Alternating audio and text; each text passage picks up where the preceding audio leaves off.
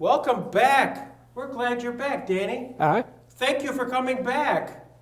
Can you hear me now? Thank you for coming back to the Jackson Center. Oh, yeah, thank you. Yeah.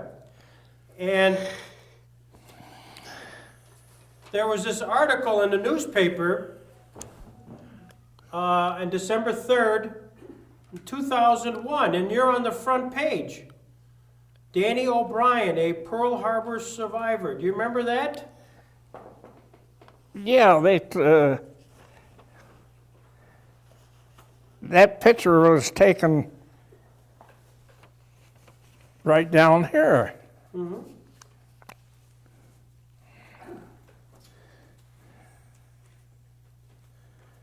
Yeah, the AMVETS brought me up there. Yeah. Johnston. Yeah. You know Johnston? I do. He's over to, isn't he over to Sugar Grove now? That I don't know. That and AMVETS, I think he's over there. So Danny, we're going to ask some questions like we did last time about your, ultimately, your mom and dad. What did they do for a living?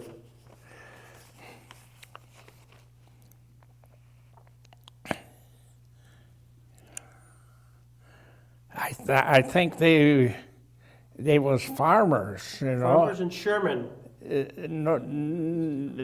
Down to, they come from the Bald Eagle Mountains, That's right. down in Pennsylvania. Right. And they was farmers, really, Right. And they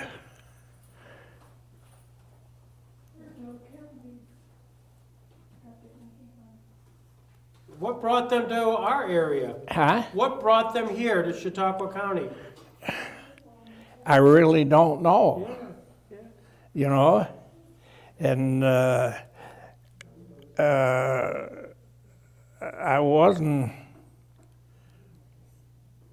lived with a lot of different people because back then, my mother died when I was 7 years old, see. Okay. And then people took you. They wanted you to work, see. Right. And my land, you'd live with some people maybe 2-3 months, and then you go to another place. Right. And they used you for a workhorse. That's all it was, And did you graduate from high school? I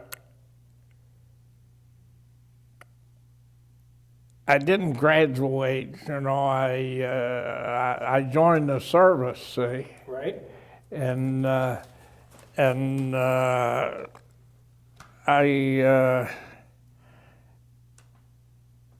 I took courses in the military there, Mm-hmm. And it was very beneficial to me, And there in the military, people don't realize that it can be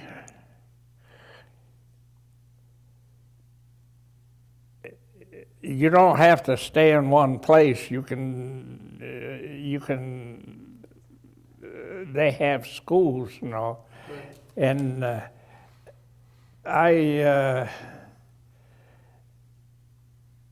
I took those courses that they had, the military. Right. And they had a course, University of California, over in Oahu, and they had a course in automotive maintenance. And geez, it was rough, boy. You know, the first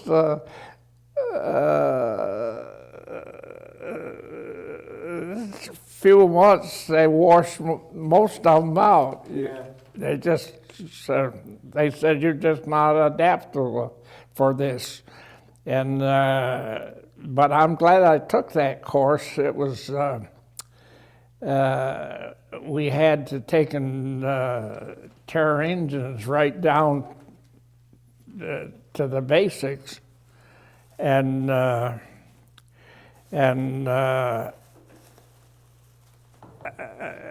you know, we had to do all the, you know, grind the valves and all that stuff there, and hone out the cylinders, you know, so they would be perfect, you know. And then what they done, they put these engines in a block, you know, and they run them for a week or two. And you'd better be good, or outside you went. And I come out third place in that. Was that right? Yeah, but I put my mind to the fact that it'd be helpful to me, you know, and then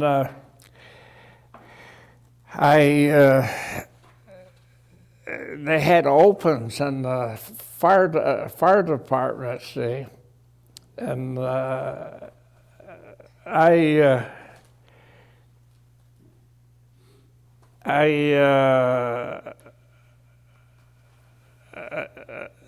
this year, you know, mechanical Right. that I took was very beneficial because I could tune up all the engines on the fire engines, you know, and that put the stripes up here, see. Exactly. And the fire department. This was in Hawaii now, right? Yeah. So you were the member of the 1st Hawaiian Intelligence Division at Wheeler Field, right? Huh? You were a member of the 1st Hawaiian Intelligence Division. Yeah. How did you get to Hawaii? I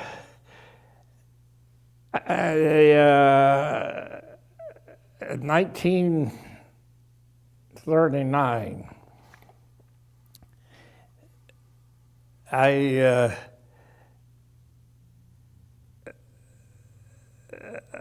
went down and applied to get in the Navy. Well, they didn't accept me, and so I went over to the Army, and the Army accepted me, and I says, where would I be stationed? They said, we have a vacancy in Schofield Barracks, over in Oahu. And well, I said, that sounds good to me. You can ship me over there. and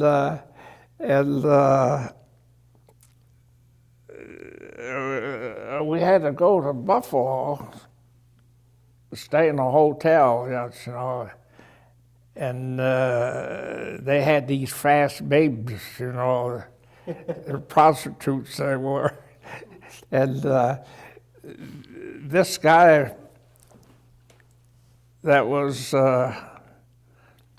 in charge of us, you know, he was a buck sergeant, you know, and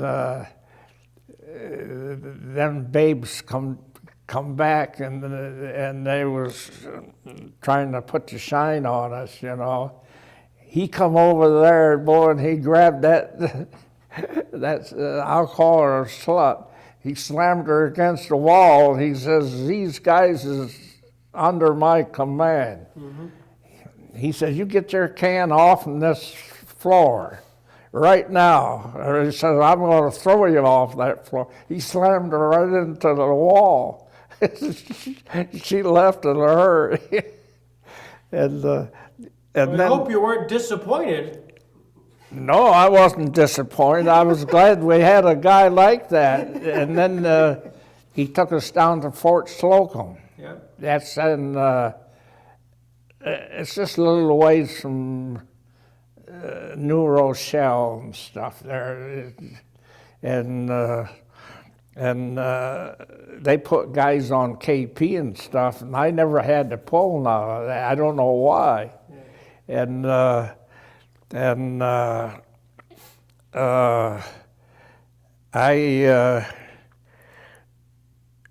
These guys said to me, "How come you don't have to pull KP, you know?" I said, "I don't know." And but that was a cold place in November. Yeah. Gee, I think, is Fort Slocum still down there? I don't know. Huh? I don't know. I don't know. I was curious, when you were part of the intelligence division, what was your job there in the intelligence division? Well, believe it or not, a lot of our officer personnel was German spies.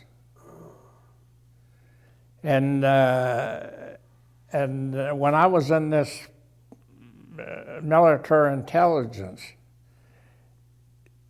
they put me in different units. You know, I might be a buck sergeant, I might be a private, and I might be a captain or a major. See, and I didn't have no say, but I had to check these people out, and you'd be surprised. In the military back then, Germany, you know, invaded Poland, and come to find out, there was a guy on, they had that program back in '39, you know, out of New York, where people was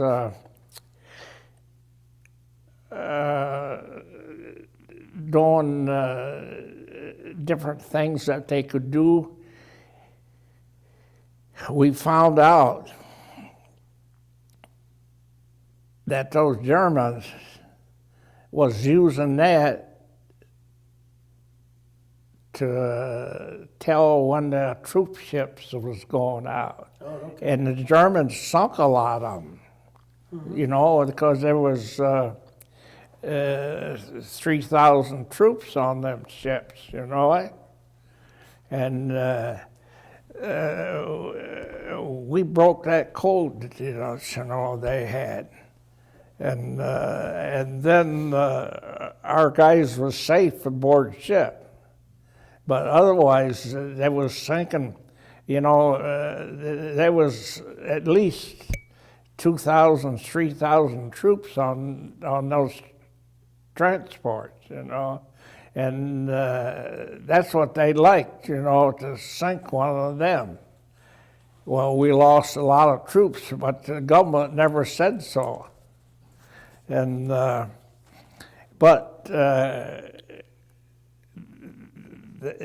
in military intelligence, it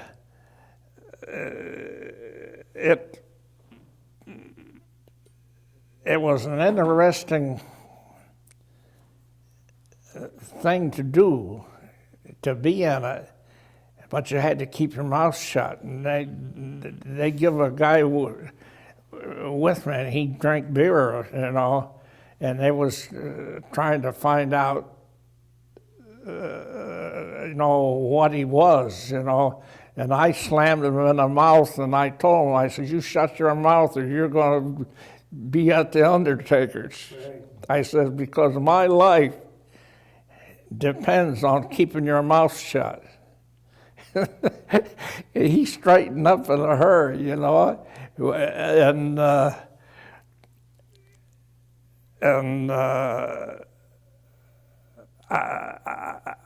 see I was in a very, very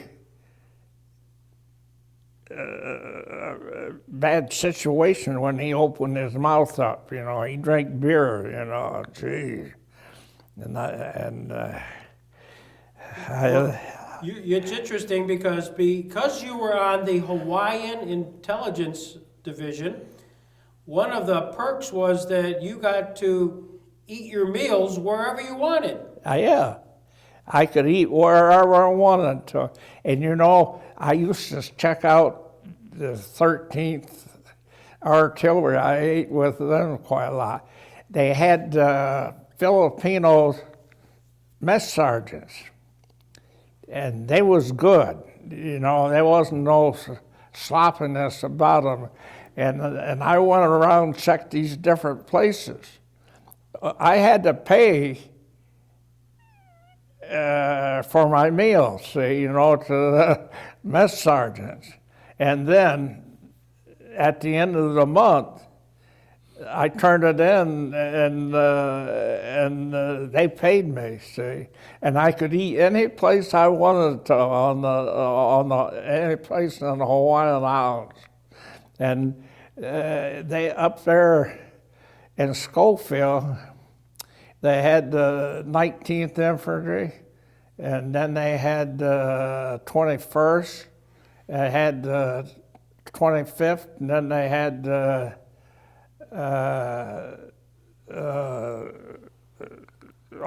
3rd Engineers, and then they had Quartermaster and stuff, and I went around and checked where they had the best meals, and that's where I ate.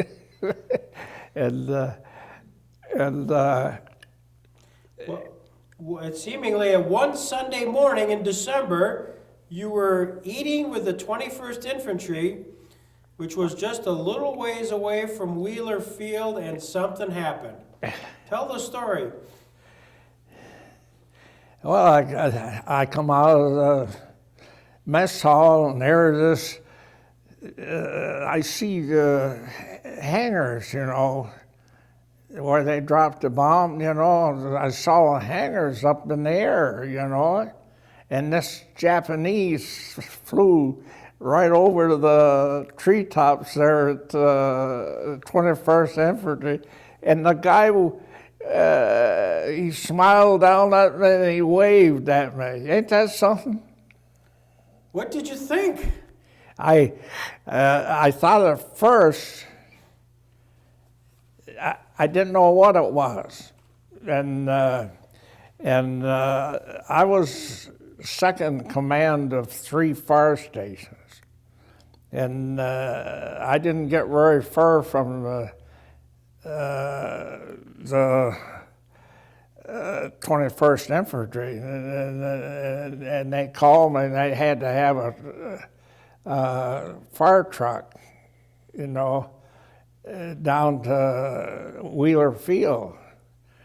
Gee, I was down there all day,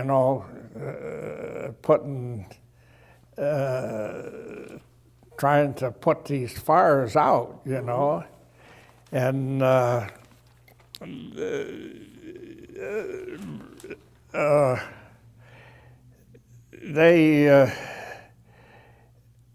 it was a tough deal, any way you look at it. And these Japs come back, that second time.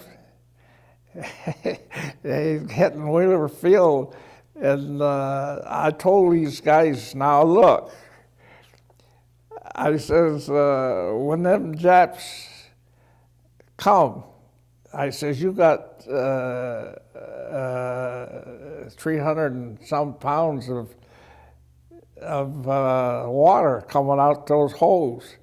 I says, spray those Japs. And they did. One of them got to Iowa. That was just a couple miles away. His engine quit. Oh, gosh. And he couldn't get that engine running. He committed suicide. And then the other one got up towards Cola Pass there, and his engine quit. And he tried to get it to run. He couldn't. He committed suicide. Ain't that something? Probably because of the water that you put in it. It was the water that took and got into the carburetors of that plane. And they said we didn't do away with the government don't want to admit it, but they lost 37 of their aircraft that morning, and they had a guy named Taylor and another guys, they was on maneuvers, and they had their planes down where they was had maneuvers, and they jumped in their plane. In a car. They broke the speed records getting down there. I saw Taylor shoot down two of them near Iowa, and they tried to say he didn't. And I said I saw him, and I saw him shoot down two of them. And then his partner, his wingman, he shot down one or two, and so those Japs lost.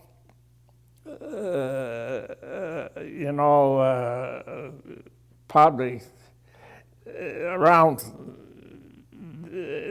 they lost on that raid, they lost 37 planes, if I'm correct, but you can't always be correct, At times like that, you can see different things.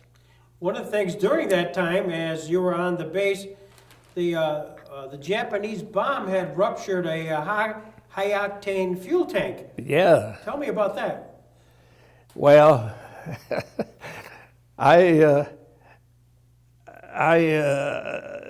we had one truck, that just had fomite on it. And I grabbed this driver. The son of a gun was going like the Dickens. And he went over a bump, and I threw off, and that's the reason I'm in this wheelchair today. And the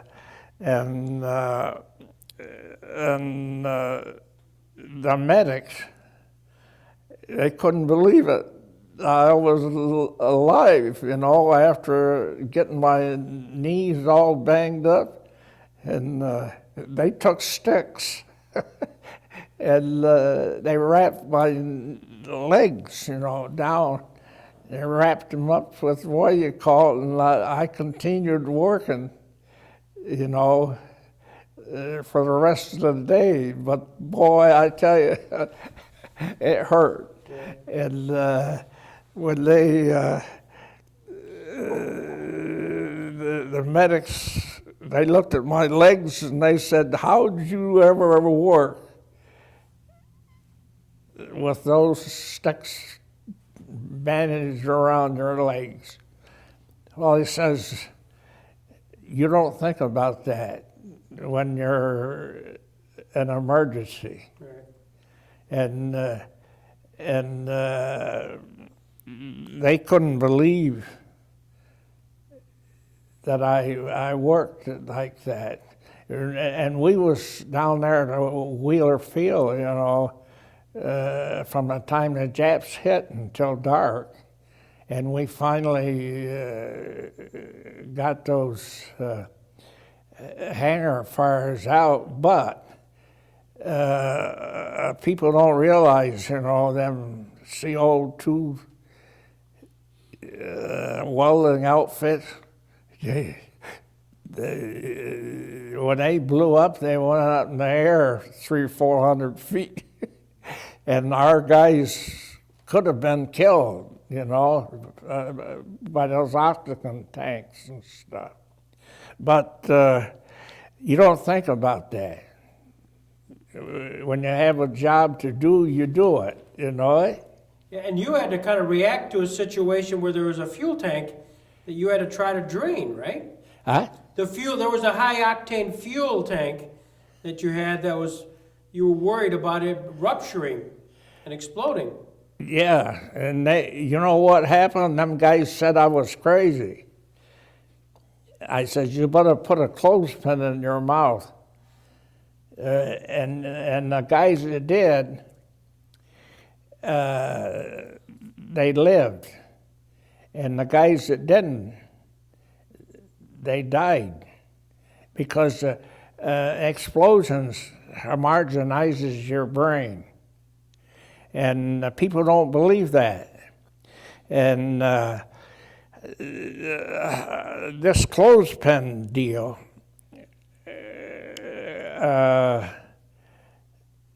them guys said, what are we going to do? How are we going to empty that tank that's leaking? He said, we can't get no pumps. I said, we got a pump. I said, it's right down there. That red vehicle has got a pump on it. And so they said, what are you going to do? I said, we're going to pump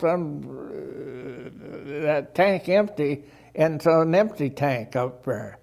He said, you're crazy.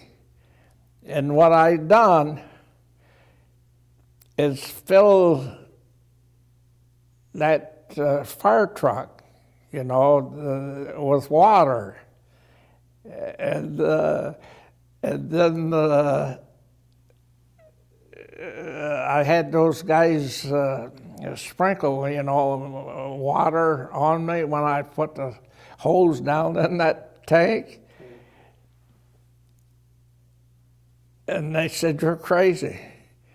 We pumped that tank out and into that empty tank in 10 minutes. Wow. And this guy said, you're crazy to do stuff like that. I says, look, I said, we had the pump right under our feet. Why not use it? I said, you wouldn't be here today if I hadn't used that fire engine as a pump, you know. So you were able to save the day in that regarding the tank, but because the bomb, there was a bomb that occurred, and you had that clothespin in your mouth. Yeah. That saved your life. That saved my life. You know who told me about that? They had the fire department. See, we had a civilian fire chief, and then we had an assistant. There was civilians. And this guy, you know, there's 3 countries over there in the Baltics, and they was fighting the Russians. And those guys, they use skis. And he said that they put a clothespin in their mouth when those Russians were shooting at them, and their minds didn't homogenize, you know. He said, we took on those Russians and we was going on our skis past them 60 miles an hour on the skis. He said, don't think we had it easy. But he says, we put the Russians where they were supposed to be. And I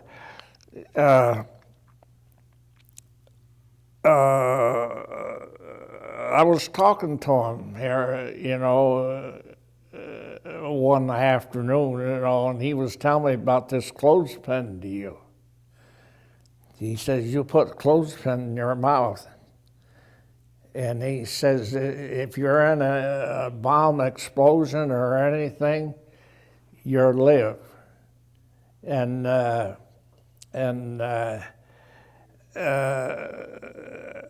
we was pumping that tank out, see, and then we filled it with water, see. And them Japs come back and they hit that tank that we had filled with water. And the guys that had clothespins in their mouths lived, and the other guys didn't. And homogenized their brain. They died, and I think that guy that told me about those clothespins was right on the money. And That bomb, when it finally hit the tank, which was loaded with water, you went flying. huh? Didn't you go flying? They said I went 10 or 15 feet right in the air, and I had that clothespin in my mouth, and it saved my life. And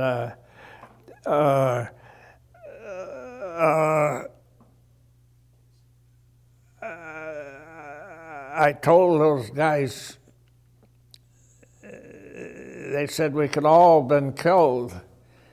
I told them, I says, you wouldn't be here talking to me now if you didn't believe what I said about those clothespins. And I can't figure out why that they put those high octane fuel tanks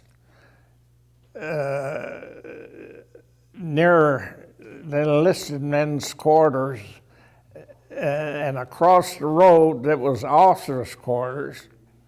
Why did they ever put those tanks there and fill them with high octane fuel? Somebody in the engineering department didn't know his stuff, or he'd never put those tanks in there. Right. And I was just happy that those enlisted women left their clothespins on their line, because I grabbed them all. And they,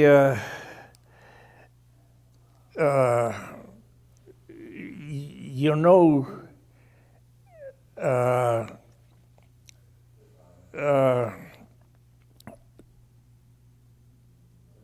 there's some funny things that goes on in the military. Like what?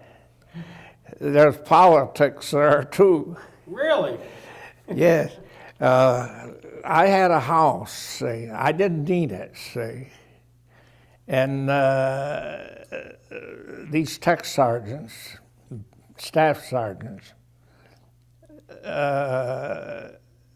I rented them a room so they wouldn't have to stay in the barracks.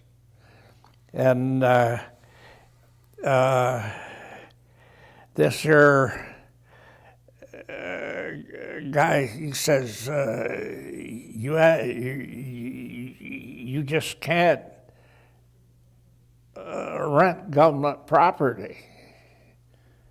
He says, when that colonel calls you in, put a $10 bill in the palm of your hand, and when you shake hands with him, he said, "Here, take that $10," because his wife's a money hound. And he called me in, don't you know, and he says, "You know what?" He says, "You have no business renting rooms out of that house you have there." He says, "That's strictly against the military." He says, "You ain't supposed to do that." I shook hands, and he found a $10 bill in his hands. His wife was a money hound, you know. He said, he looked at me and he says, "You know what?" He said, "I'll see you every month." It worked. And I took seen him every month. But I had this lady come in, don't you know, she shined her shoes and made her beds and everything. And he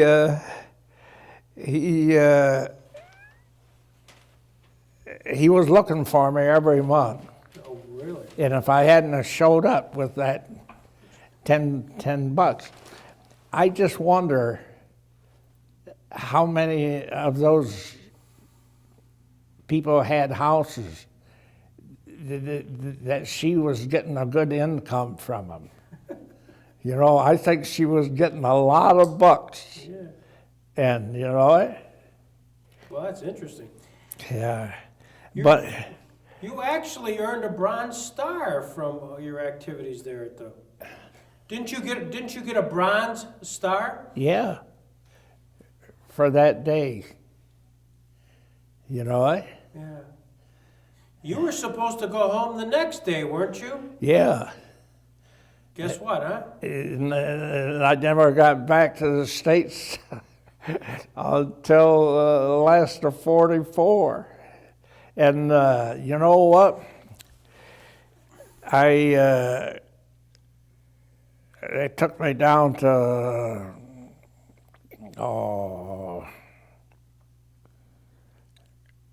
geez, my mind. That there, you know where they tested those bombs that they, for Tokyo? Right. That was where they tested them. That, Okay. Bikini Island? Huh? Was it called Bikini Island? You can't hear. Bikini Island? Bikini Islands? There was, yeah, I can remember it. Oh.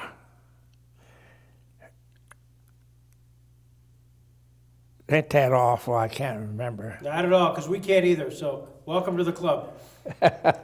Well,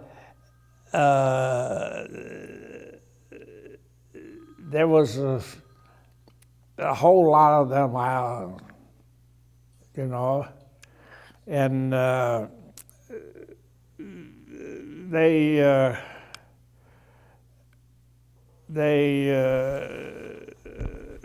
they tested a lot of atomic stuff there, and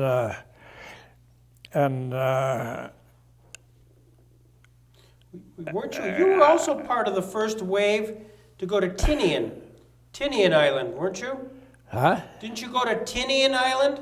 Yeah, that's where the Multiple grave, you know, took off. They had to extend the runway Right. for 1,000 feet for that plane that dropped that bomb in Tokyo. Mm-hmm. And they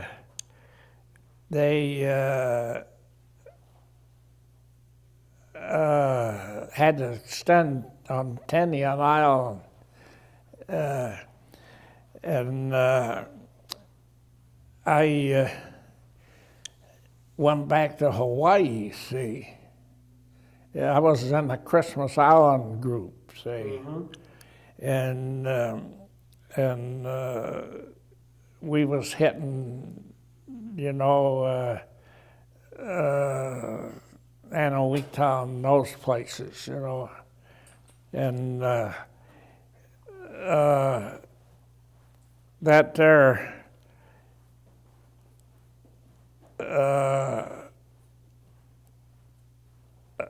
I got back to Oahu. I went to the Attorney General and I said, geez, I said, look at all the time I put over here. Can I go to the States? He says, come back in 3 days. We'll let you know. I went back in 3 days and he says, I'm sorry. You got too much experience. We can't let you go back to the States. And so the next week, I was on that Saipan deal. And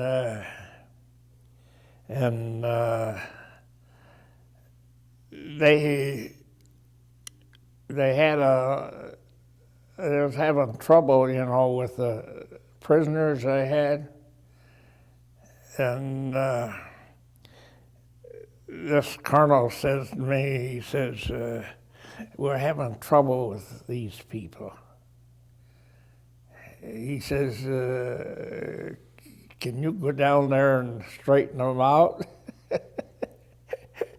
I went down there and I saw this guy, you know. He was ordering these people around like nothing. And I says to myself, there's my secret. And I had a 45, you know, pistol. I had that M1 rifle. I said to that guy, I said, would you carry my rifle for me? That solved the problem. And this colonel says to me, he says, how'd you dare let that man have your rifle? I said, that was a secret. Because they saw him carrying my rifle. Whatever he said, they did. And I had him doing that, you know. And this colonel says, he said, I would say you was a nut to let him carry that rifle. Yeah, but I said, I got the ammunition right here. That was a good idea. You also were at Iwo Jima. Huh? You were also at Iwo Jima. That was rough. Yeah. We had, they was going to take that place, and 2 hours. We had over 8,000 guys killed in 6 hours. And somebody was way off on their estimate, you know, of taking that island. That was tough. That was one of the toughest islands in the Pacific. I think it was. And you know what saved my life? The Lord Jesus put an angel. The Lord Jesus put an angel in front of me every time. Otherwise, I wouldn't be sitting there. But the Lord Jesus can accomplish what nobody else can. And I always remember that, you know. And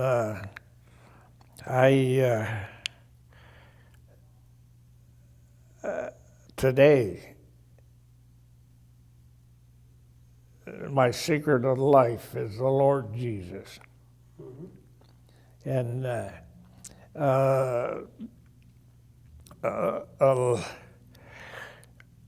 like a lot of these preachers we have today, they're going to wind up in hell. Nobody kids you, because they don't come out and tell their people in church. You know, there's a lot of people committing adultery, and adultery is an unforgivable sin, like the Holy Spirit, and people don't realize that, and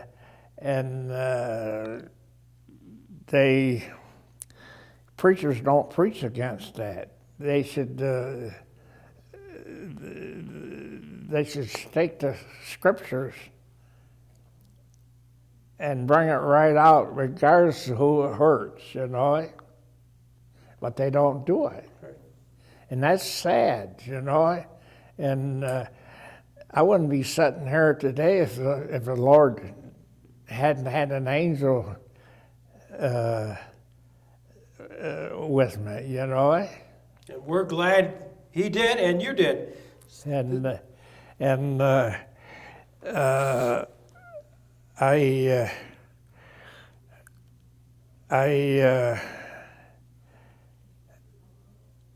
I flew that P-40, see, for a while. And, geez, the instrument panel was all shot to pieces, you know. And this guy flew up alongside him, and he pointed back. And, you know, that there... the Lord put a angel around me, and that situation was taken care of. But when I come to land, the rudder pedals flipped off of my feet, you know, and the stick and the throttle shook right off my coat, and I said I made a perfect freeboard set down. Yeah. Ain't that something? It had to be an angel that was protecting me. And I've never forgot that to this day. I'm going to show you some stuff, Dan, that your son has put together, which is sort of a picture book.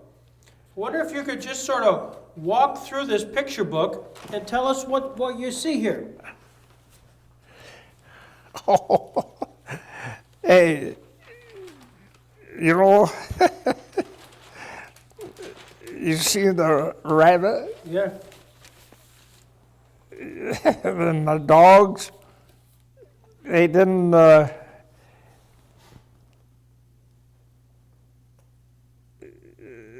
they were friends. These rabbits, people said, how'd you get these rabbits? Well, up at the hospital, they used those rabbits to see if a woman was pregnant. And the colonel, he says, you want those rabbits? His kids liked them. And I says, yeah, I'll take the rabbits. And I had a whole bunch of them rabbits, and they was tame, you know. And you don't see rabbits sitting in your lap like that, do you? No, not at all. And there's a truck there. There's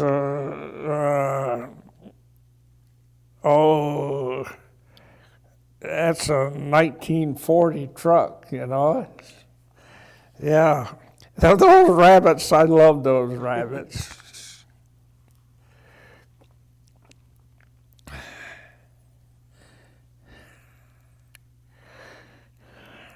Recognize that guy? I recognize that one. Hey, that one there. This here, Yep. this here guy. He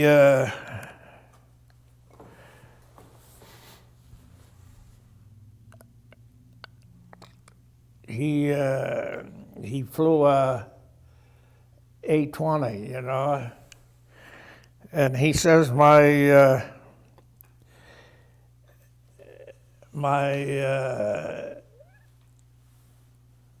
gunner is sick today, and he says we'll use you for my gunner. Oh, gosh. Well, you know, you wear goggles like this, you have to. And that there, where'd you get a hold of this picture? It's from your son. Oh, you got that one here? Yeah.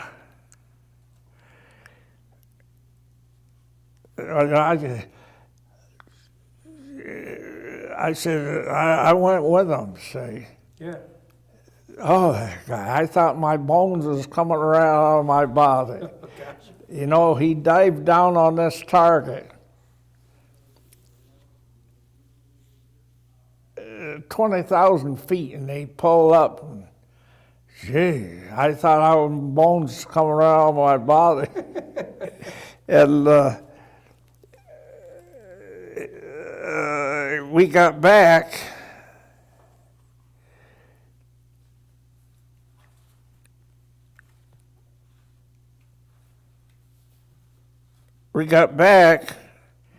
I said, did you ever ride back there? He said, no. I said, I'd like to see you ride back there. And on those gun mounts there where you sit, you know, your feet, you swing that gun right around, it turns. Oh, is that right? Yeah. Geez, I was slimmer then. Well, we all were.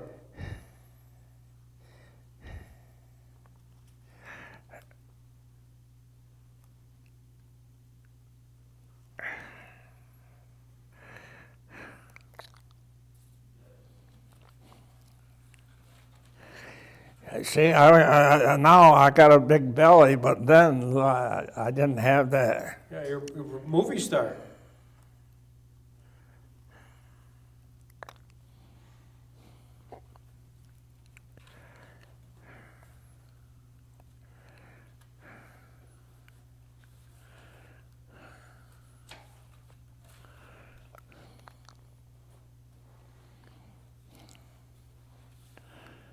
They don't look like that's not a military, that's not a military Pose. clothes.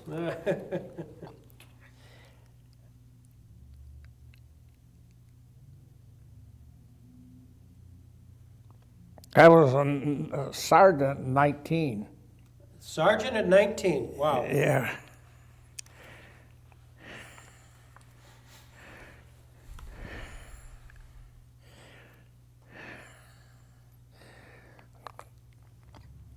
This is a swimming pool down to Hickman Field.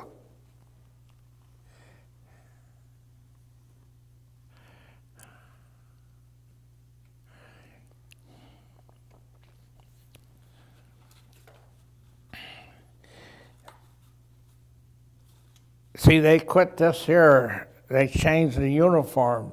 You saw that, yeah. Why did they do that? That was in '39. Okay. They did away, and then they put these here long ones there. Was it pretty hot? What was the weather like? Nice. Nice. Right here is a prisoner of war camp. Right, see all them wires there? right? Now, were they prisoners? I mean, here you are in the Hawaiian Islands. Did you find and put, who did you put behind those prisoners of war? Japanese? I mean, they were on the island? The ones that there was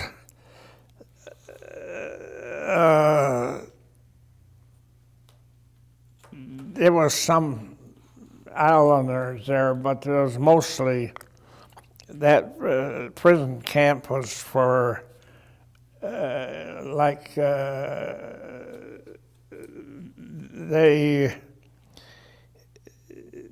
was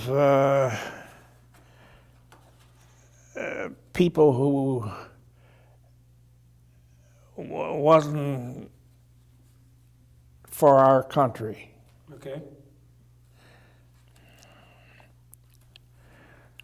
I was a buck sergeant there. Did you see it? Yeah, I saw that, yeah. Huh?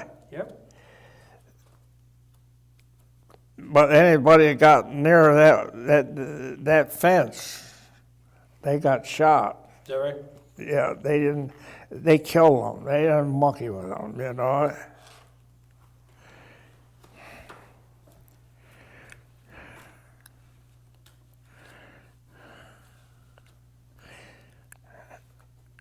We used to have, we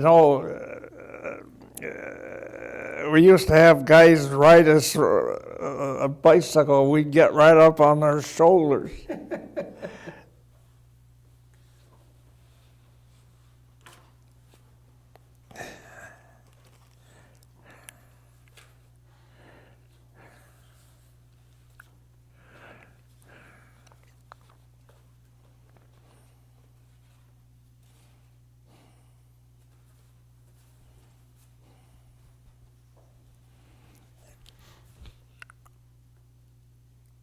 There's a fire department up to Schofield, and I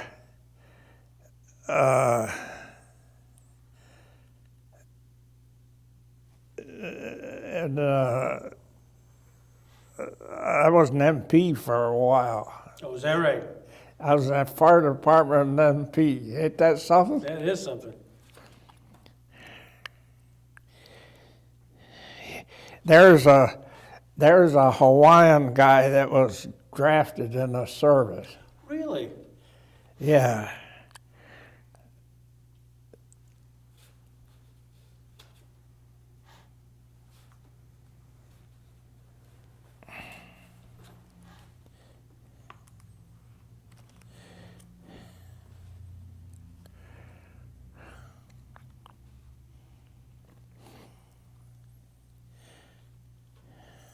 One of these guys, this is Wheeler Field here. Mm-hmm. One of these guys is from Randolph.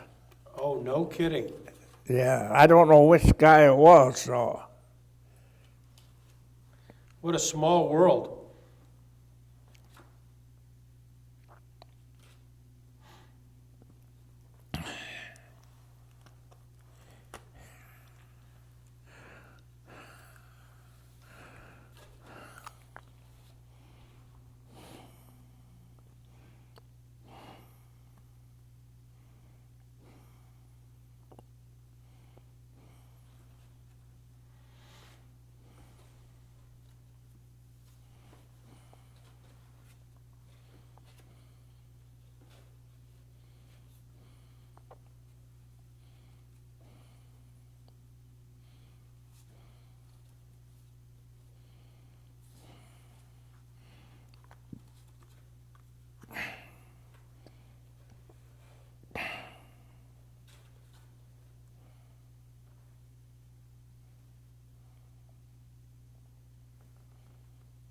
While you're looking at that picture, I'm looking at this scrapbook, which was found yesterday. Huh?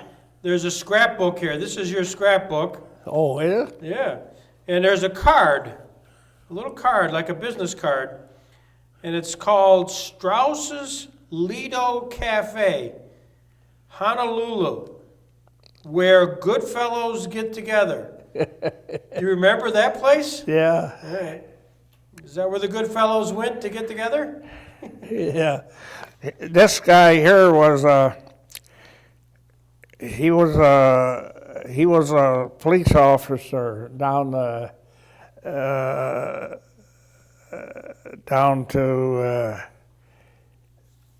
Pennsylvania. Was that right? Yeah, and this is down in Honolulu right there.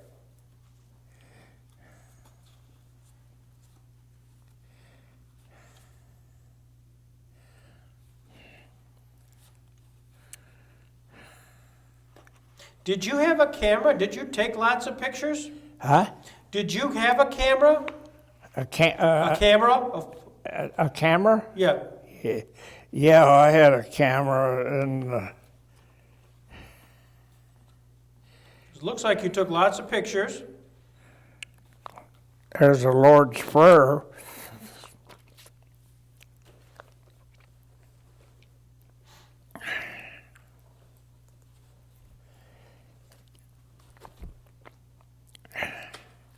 See, here's these here helmets. I mean, them here, these is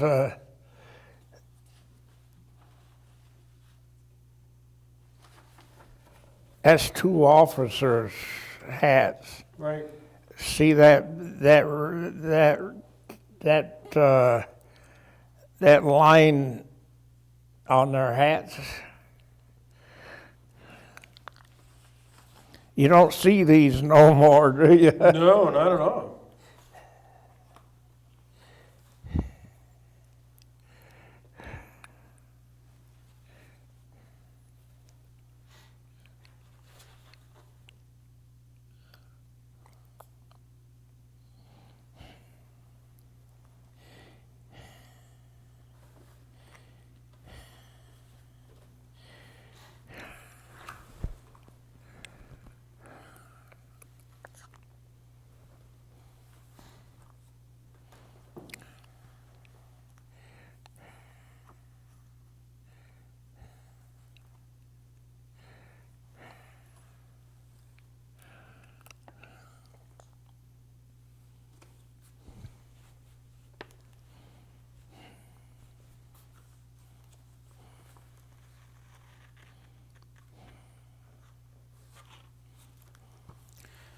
Here's a couple more pictures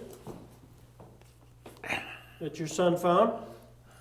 Does that look familiar? Yeah. Is that your fire truck? That's a Wardlaw That's a Wardlaw France fire engine, Right. and you see the big tires it's got on it, Yeah. and then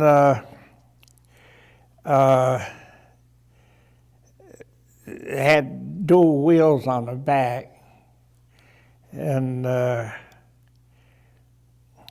they used to say I was tough, but I wasn't. The guys that those ladders, was 20-footers. I used to have 4 guys hold a ladder, and then I had the guy go up and switch on the top and come down the other side. And but when we was pumping out those tanks down there,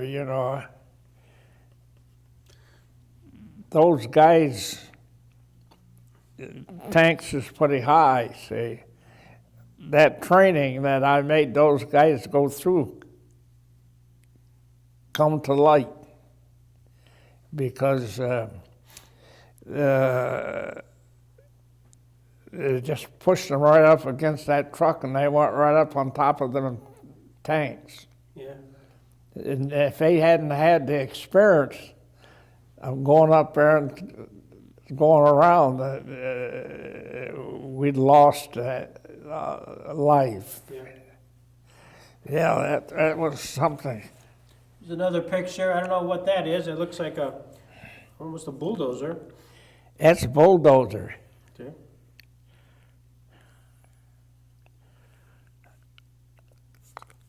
You know what we used to do if we needed one? We'd go to the engineers. And there was a pretty good bunch of guys. We say we need a backhoe or what do you call it for a day or so. They'd put it on a trailer and bring it up and dump it off wherever we wanted it. Ain't that something? That is something. All right, these are the four most important pictures here. I don't know if your son wants to, if you want to talk about this in front of your son or not, but this got a lot of attention. Who are those people? My gosh.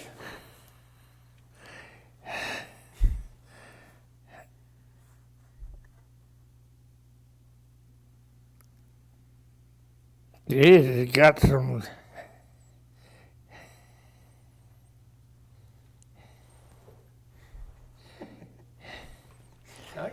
Now you have his interest, you know. There's that. She's a tough one.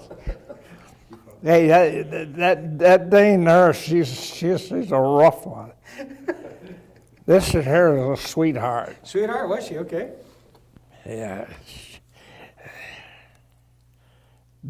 She's a sweetheart. That son of a gun's a rough one. I didn't know he had these pictures. No, I don't think he's all either. But it's all part of the war experience, you know? Huh? It's all part of the war experience. Yeah. I'll put these back in there. You can deal with them as you see fit. I don't want my children to find any of these pictures of my girlfriends either, you know? Huh? I don't want my children to find my pictures, you know, so I'm going to go back today and find my old scrapbooks and look at them. Yeah. How many kids you got? 3. 3. Yeah, that's great. So, you talked about last time, but here you went through the war. You were there day one at the beginning of World War II. How did you feel about the Japanese then and now? How do you feel about the Japanese? I hated them for a while, but now I look at them as very nice people. They had, a lot of them was going to our universities here in the States. They would call them back home, and there was zero pilots and stuff, you know. They had to do what their government wanted them to do. Mm-hmm.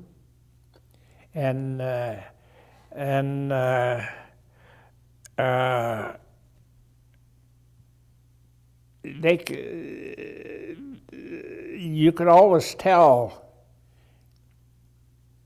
when you talk to them, they couldn't say "our," you know, and you'd know that they was up to something. And you take our people, I told them,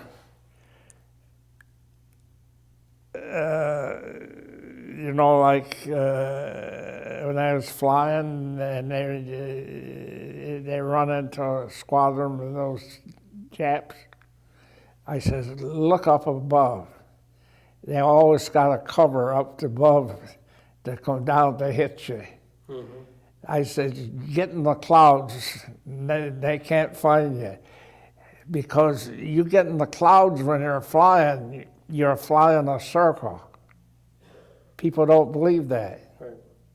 But that's what happens. And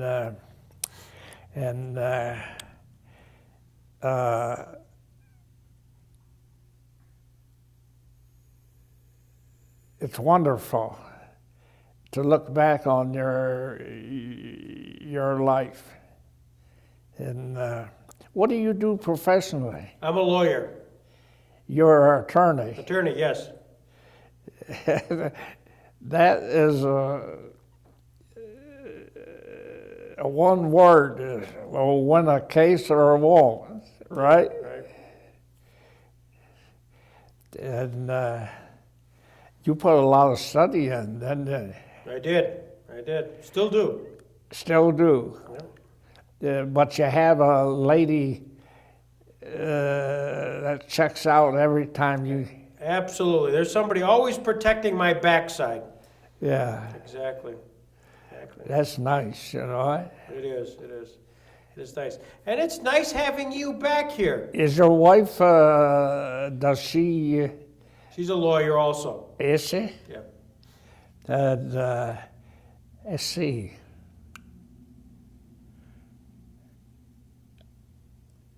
That doctor that just retired up to Lakewood there, his wife's a lawyer, isn't he?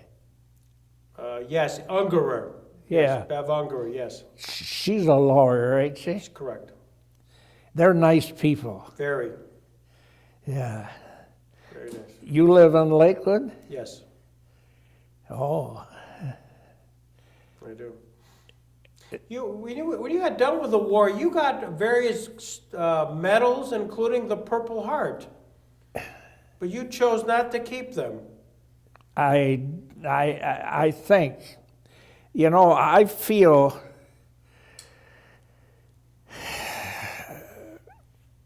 I got that favored, you know, down to Iwo Jima. Mhm. Very few people ever get those. But I feel that those medals that I got should go to the wives and the parents of the people that lost their son or daughter. Now, people don't realize a lot of nurses got killed in World War II because they was flying patients back, you know, from the jungles, you know. And Ben Kent's sister, did you know Ben? No. He was with the sheriff's department on helicopters down to the hospital. His sister was a nurse, and she cracked up. You know, she couldn't help it, you know. And people don't realize that those nurses went through a lot because they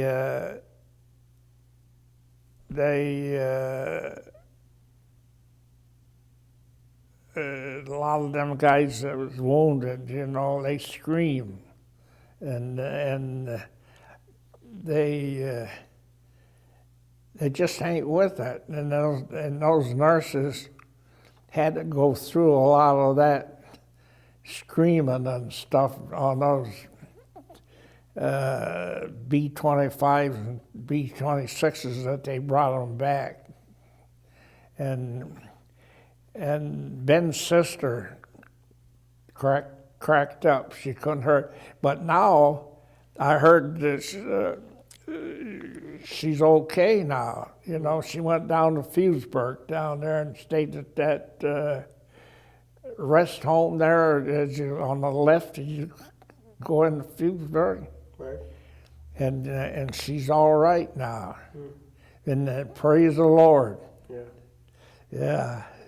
And you take all kinds of cases, don't you? Yes. And it's tough. Just one word can either win or lose, right? You got to be careful. Yep. You got to be careful. Exactly. Yeah. You've been an attorney for quite a few years then. Yeah, almost 40. Huh? Almost 40. Almost 40? I know I look young. It's okay. You can say it. You don't look that old. Hope that's still running, so this is good. Hey, are you up in the late 60s? Mid-60s. Huh? Mid-60s. My birthday today. Is it? Yep. Congratulations. Thank you. Yeah, But no place I'd rather be than right here with you. yeah. I'm 92 and a half. Well, I know that, and the guy you shook hands with earlier is 96. Huh? The guy who you shook hands with, who was also at Pearl Harbor, is 96. Yeah, that's what he said. Yeah. So I salute both of you. Yeah. He said there were the only two in Chautauqua County. That's right. And we're glad you're here today. Yeah, I was